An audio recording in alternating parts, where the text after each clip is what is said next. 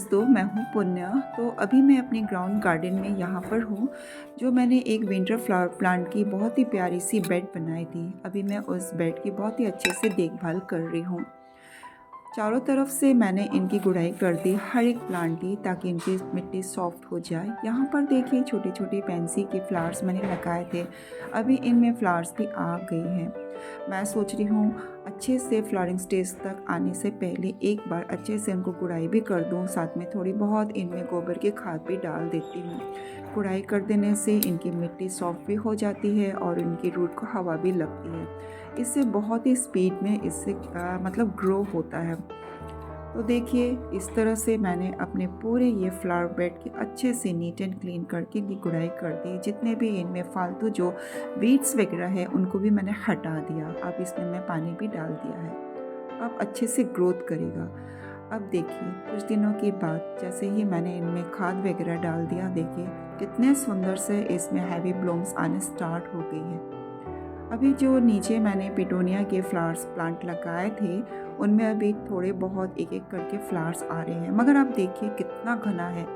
मिट्टी मतलब ज़मीन में लगाने के कारण इसकी जो रूपरेखा है बहुत ही ज़्यादा अलग सी दिखाई देती है।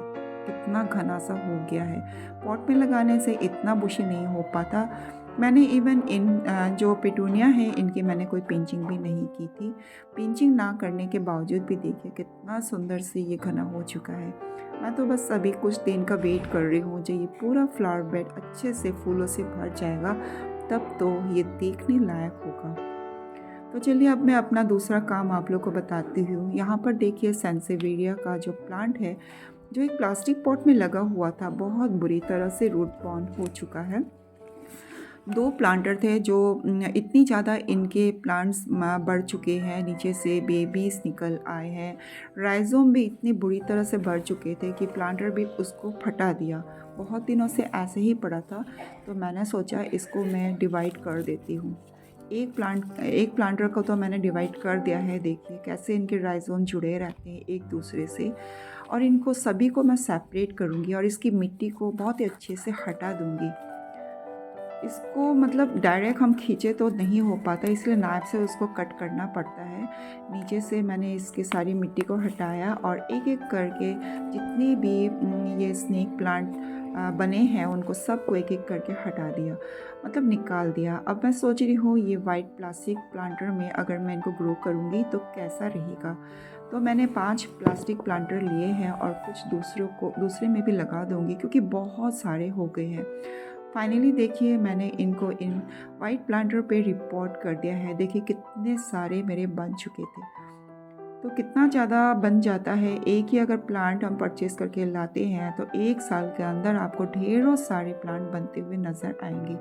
तो इनको टाइम टू टाइम हमें चेक करना भी पड़ता है। अगर ऐसे ही पड़े रहने देंगे, इग्नोर करेंगे, तो वो बहुत ज़्यादा इनके रूट बाउंड हो जाएंगी। राइजोम बुरी तरह से डेवलप हो जाती है और पूरे प्लांटर को फटा देती है। अब मैं अपना नेक्स्ट काम कर रही हूँ इन पीस लिली के प्लांट पर, क्योंकि अभी कुछ आने वाले मतलब महीनों में इनमें बहुत अच्छे फ्लावर्स आएंगे। तो लास्ट बार भी मेरे बहुत अच्छे फ्लावर्स आए थे। देखिए ये 6-7 इंच के प्लास्टिक प्लांटर पे पहले मैंने बहुत ही थोड़े से ये पीस लिली को लगाया था। अब देखिए 1 साल के अंदर ही पूरा प्लांटर इतनी बुरी तरह से भर गया। देखिए बिल्कुल भी जगह नहीं है, कहीं पर भी स्पेस नहीं है करके कि वो और थोड़ा अच्छा से बढ़े। तो टाइम टू टाइम इनको चेक करना ज़रूरी है। अब इनकी कंडीशन ऐसे हो गई है दोस्तों, जितने भी मैंने प्लांट्स लगाए थे सारे बहुत ही अच्छे से भर चुके हैं। अब मैं सोच रही हूँ इनको सेपरेट करना बहुत ज़रूरी है। देखिए ऊपर से मिट्टी पूरी आ चुकी है, ऊपर के टिप तक प्लांटर की, क्योंकि अभी कोई भी जगह नहीं है कि इसमें कुछ हम लोग खाद वगैरह डालें। पानी भी डालते हैं तो वो डायरेक्ट बाहर को आके गिर जाता है, नीचे तक जा ही नहीं पाता। देखिए सभी प्लांटर की सेम कंडीशन है, इसीलिए अभी इन पर काम करना बहुत ज़रूरी है। तो मैंने बस ये रेक्टेंगुलर 5 प्लांटर मैंने अभी ऑनलाइन परचेज़ किया था। अब मैं सोच रही हूँ इन्हीं में ग्रो करूँगी, क्योंकि इनमें स्पेस काफ़ी ज़्यादा है। एक बार अगर मैंने ग्रो कर दिया, इसमें 2 साल तक मुझे फिर से दोबारा इनको मल्टीप्लाई या तो रिपोर्ट करने की ज़रूरत नहीं पड़ेगी, क्योंकि पीस लिली एकदम स्नेक प्लांट की तरह ही होते हैं। एक लगाओ तो उनमें हज़ारों प्लांट बनते हुए नज़र आएंगे। देखिए इस तरह से मैंने सभी को इनमें इनमें से निकाल दिया। तो आप लोग ने देखा ना कैसे इनकी टाइटली रूट बाउंड हो चुकी है। तो इसीलिए हमें चेक करना पड़ता है, अगर आप चाहते हैं करके कि इनकी अच्छी ग्रोथ हो तब तो ये काम तो ज़रूर करना पड़ेगा।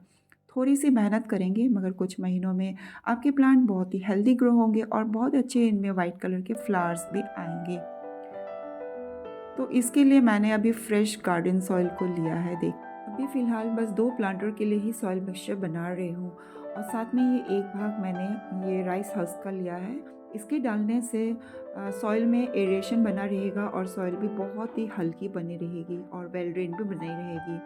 और एक भाग मैंने गोबर की खाद को लिया है और अच्छी फ्लावरिंग के लिए एक मुट्ठी मैंने ड्राई टी लीफ को लिया है। तो ये जो है एनपीके का काम करेगी और ख़ासकर इसमें ये ध्यान रखना है कोई भी हमें केमिकल यूज़ नहीं करना है क्योंकि हमारी इंडोर प्लांट है। फंगिसाइड के यूज़ के लिए मैंने ये हल्दी पाउडर का लिया है जो बहुत अच्छा काम करेगा, सॉइल को फंगस फ्री भी बनाए रखेगा और एक तरह से मैन्योर का भी काम करेगा। अच्छे से मैंने इसको मिक्स कर लिया है। दोस्तों पीस लिली एक इंडोर प्लांट होने के कारण आप इतना ध्यान रखना इसमें कोई भी केमिकल का यूज़ ना करें। पीस लिली इंडोर प्लांट होने के कारण अगर हम इनको अपने रूम में रखते हैं तो एयर को प्यूरिफाई भी करेगा और जहाँ पर भी आप दोस्तों इसको रखेंगे वहाँ पर एक ग्रीन लुक भी देगा। मुझे तो पीस लिली बहुत ज़्यादा पसंद है। अब देखिए मैं क्या कर रही हूँ, नीचे की सारी मिट्टी को लगभग मैं हटा रही हूँ इस तरह से टैप करके, ताकि इसके नीचे के जितनी भी रूट्स है वो अच्छे से एक्सपोज हो जाए। क्योंकि अभी मैंने न्यू प्लांटर में इसको शिफ्ट करना है तो मैं चाहती हूँ इनमें कम से कम ही रूट मतलब हो, इसीलिए मैं नीचे के जितने भी रूट्स हैं इनको मैं ट्रिम कर रही हूँ। ऐसा करने से पूरे 1 साल अच्छे से ये सर्वाइव करेगा और अपनी रूट को भी न्यू प्लांटर में फैलाने में उसको बहुत ज़्यादा स्पेस मिलेगा। हर एक जो प्लांटर से मैंने इनको निकाला है सभी को मैं 2 या 3 तरह से मैं इनको डिवाइड कर रही हूँ, क्योंकि अगर डायरेक्टली वैसे लगा देंगे तो बहुत ज़्यादा स्पेस ऑक्यूपाई करेगा। रेक्टेंगल प्लांटर है इसीलिए मैं इसको अलग अलग हिस्सों में डिवाइड कर रही हूँ। देखिए जितने भी छोटे छोटे बेबीज़ यहाँ से निकल रहे हैं उनको मैं सेपरेट कर दूँगी, क्योंकि अभी इनको फुल मैच्योर होने के बाद ही इनमें फ्लावर्स आएंगे। छोटे वाले प्लांट्स जो दिख रहे हैं उनको सब मैं हटा दे रही हूँ, इनको फिर देखती हूँ कहीं और ग्रो कर दूँगी। देखिए हर एक प्लांट को मैंने अलग अलग डिवाइड कर लिया है। इसी तरह मैं हर जितने भी पीस लिली के प्लांट की बाउल देख रही है सभी को मैं रूट प्रूनिंग कर रही हूँ, मिट्टी को हटा रही हूँ और साथ में उनको मैं डिवाइड भी कर रही हूँ। बहुत सारे प्लांट बन जाते हैं दोस्तों, एक अगर ख़रीदते हैं ना जाने कितने आपको प्लांट्स बन जाएंगे। आप लोग मतलब थक जाएंगे इनको डिवाइड करके न्यू न्यू प्लांटर प्रोवाइड करते करते। तो एक तरह से हमें बहुत ही प्रॉफिट भी होता है, मगर ये प्रॉफिट को देखते हुए अगर हम इनको अगर ऐसे ही रख देंगे तो इनकी ग्रोथ अच्छी नहीं होगी। न्यू प्लांटर देना पड़ता है, रूट प्रूनिंग करनी पड़ती है, न्यू सॉइल प्रोवाइड करनी पड़ती है और ऐसे ही काफ़ी प्लांट्स हमारे बन जाते हैं। फरवरी के मंथ में गार्डन का वर्कलोड बहुत ज़्यादा बढ़ जाता है, क्योंकि एक तरह से विंटर गार्डन की भी हमें केयर करनी पड़ती है, दूसरे जो हमारे परमानेंट प्लांट थे जो डोरमेंट में थे उनकी भी केयरिंग स्टार्ट कर देनी पड़ती है। तो यहाँ पर मैं आप लोगों को एक बात बताती हूँ, जहाँ तक पहले मिट्टी चढ़ी थी तो आप लोगों को जो वाइट निशान दिख रहा है बस वहीं तक हम मिट्टी चढ़ाएंगे, उसके ऊपर आप लोगों ने मिट्टी नहीं चढ़ाना है। बस ये ध्यान रखना है, बस जैसे वो प्लांट पहले लगा हुआ था बस उसी तरह से हमने इसको ग्रो करना है। अभी देखिए 2 प्लांटर आप लोगों के सामने मैंने रेडी किया है, अभी मैं इनको अच्छे से वाटरिंग कर दूं। बस इतना ध्यान रखना है, ये जो पीस लिली है ये मॉइस्चर लविंग प्लांट है। सॉइल में नमी को ये पसंद करते हैं, ड्राई सॉइल बिल्कुल भी पसंद नहीं करते हैं। थोड़ा सा अगर ड्राई हो जाए तो इनकी सारी लीव्स नीचे को झुक जाती है, मगर हमें बिल्कुल भी नहीं डरना है। फिर से हम वाटरिंग करते हैं तो फिर से इनके लीव्स में तरोताज़गी आपको नज़र आ जाएगी। देख बस इतना ध्यान रखना है, धूप इनसे बर्दाश्त बिल्कुल नहीं होता। और इस तरह देखिए मैंने एक और न्यू प्लांटर मैंने छोटा सा बना लिया है ताकि मैं इसको अपने रूम में रख सकूं। तो आप लोगों ने देखा मैंने बहुत सारे पीस लिली के प्लांटर्स न्यूली रेडी किए हैं और स्नेक प्लांट के भी बहुत सारे प्लांटर। वाइट प्लांटर में देखिए कितने सुंदर लग रहे हैं, ये सारे मेरे इंडोर ही रहेंगे। तो दोस्तों आप लोग भी फरवरी के मंथ से अपने परमानेंट प्लांट पर वर्क करना स्टार्ट कर दीजिए मेरी तरह।